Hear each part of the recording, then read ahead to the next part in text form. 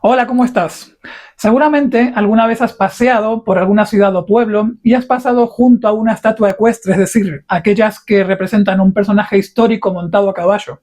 Pero quizá nunca te has parado a preguntar por qué en algunas ocasiones el caballo está representado con una pata delantera levantada, en algunas ocasiones con dos patas delanteras levantadas y en algunas ocasiones con ninguna. Muy bien, pues desde hace mucho tiempo en la historia del arte corre la leyenda de que la posición de las patas del caballo corresponde a la interpretación de cómo murió el jinete.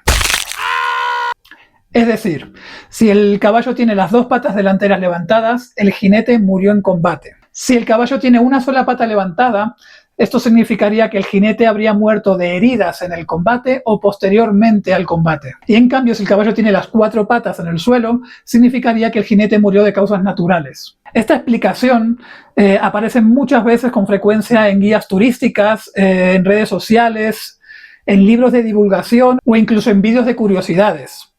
Pero la pregunta ¿es esto realmente cierto? ¿Es esto una regla dentro del arte? Pues la respuesta es no. No es una regla en el arte. Es realmente un mito. Es una teoría que se ha creado a lo largo de la historia del arte. En realidad no existe ninguna norma universal de la escultura, ni del arte monumental, ni de la heráldica, que obligue a los escultores a seguir este código. Los historiadores del arte coinciden en que se trata más de una tradición popular o una interpretación posterior más que una regla establecida.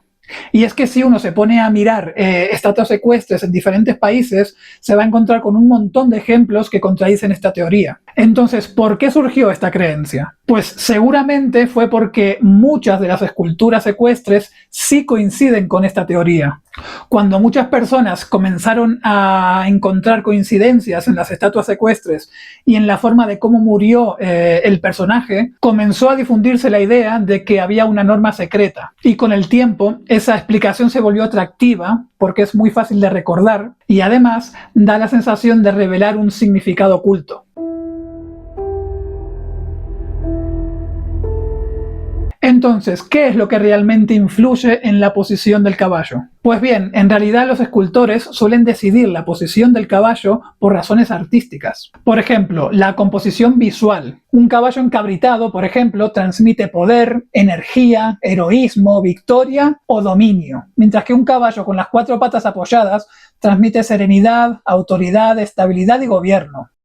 Otro motivo sería el desafío técnico, ya que especialmente antes del siglo XX, realizar una estatua en bronce de un caballo apoyado solo en dos patas era un desafío extremadamente complejo. ¿Por qué? Porque esculpir un caballo parado solamente sobre sus dos patas traseras suponía un reto de distribución del peso enorme, ya que el escultor debía resolver problemas de peso, equilibrio y resistencia estructural. Y es por esto que muchas de las estatuas ecuestres recurrían a elementos auxiliares, a colas reforzadas o apoyos ocultos. Otro factor a tener en cuenta sería la intención política, ya que las estatuas ecuestres suelen ser monumentos propagandísticos. El objetivo en realidad no es explicar cómo murió el personaje, sino cómo se quiere que sea recordado. Como conquistador, como héroe nacional, como un gobernante sabio, como un libertador. Y entonces la postura del caballo formaría parte de esa narrativa visual. Pero vamos a ver algunos ejemplos de cómo se contradice esta teoría, ya que existen numerosos casos donde este código falla. Por ejemplo, George Washington tiene varias estatuas ecuestres con posiciones diferentes del caballo,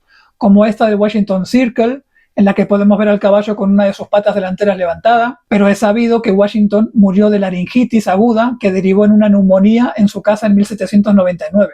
Así que el caballo en teoría debería de tener sus cuatro patas posadas en el suelo. El prócer uruguayo José Gervasio Artigas también es un claro ejemplo de lo mismo. En esta fotografía del monumento de la Plaza de la Independencia de Montevideo, el caballo levanta su pata delantera derecha, mientras que en esta otra del Cerro de Artigas de la ciudad de Minas, el caballo está representado con sus cuatro patas en el suelo como deberían ser todas, ya que Artigas moriría por causas naturales en su exilio en Paraguay en 1850 a los 86 años.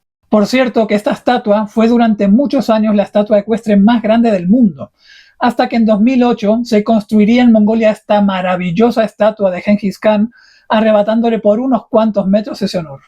El general Napoleón Bonaparte, que también aparece representado con diferentes poses de su caballo. Simón José Antonio de la Santísima Trinidad Bolívar Ponte y Palacios Blanco, Simón Bolívar para los amigos, también suele ser representado con ambas patas delanteras de su caballo en el aire, como esta en la ciudad de San Francisco, o con solo una pata, como la que tenemos aquí en la ciudad de Tunja, cuando Bolívar murió por tuberculosis en 1830 a los 47 años de edad. Y como último caso citaremos a Felipe IV en la Plaza de Oriente de Madrid, donde el caballo está sobre sus patas traseras, las dos delanteras en el aire, pero el monarca murió de causas naturales en su palacio del Alcázar de Madrid en 1665. Si la regla fuera universal, todas las representaciones de un mismo personaje deberían de coincidir, pero no es así. E incluso hay algunos países en el que el significado que se le da a la posición de las patas del caballo es justamente el contrario del que les acabo de explicar. De todos modos, como ya les dije, no hay ninguna evidencia de que esto sea una regla establecida para ningún país, ya que según el historiador, el guía turístico, etc., le van a dar un significado distinto según el país en el que estén. ¿Qué es entonces lo que dicen los historiadores del arte? Pues que la posición del caballo realmente puede simbolizar muchas cosas. Movimiento, coraje, victoria, autoridad, gloria militar, dinamismo, carácter del personaje. Pero rara vez existe alguna documentación del escultor diciendo levanté una pata del caballo porque el personaje murió en una batalla. Por lo tanto, en la mayoría de los monumentos ecuestres no hay una evidencia de que la postura del caballo sea referencia de cómo murió el jinete. Y te digo más, el verdadero significado de una estatua ecuestre no suele estar en la posición de las patas del caballo, sino en detalles mucho más sutiles. Por ejemplo, hacia dónde mira el jinete, si lleva espada o la tiene envainada, si el caballo avanza, trota o se encabrita, la altura del pedestal donde está ubicada la estatua o la ubicación del monumento incluso dentro de la ciudad. Estos elementos sí suelen estar más cargados de intención simbólica que la posición de las patas del caballo. Y si en las estatuas la posición de las patas del caballo ya es algo discutible, en la pintura prácticamente desaparece. Los artistas no utilizaban la posición de las patas del caballo para indicar cómo había muerto el personaje, sino para transmitir movimiento, poder, autoridad o heroísmo.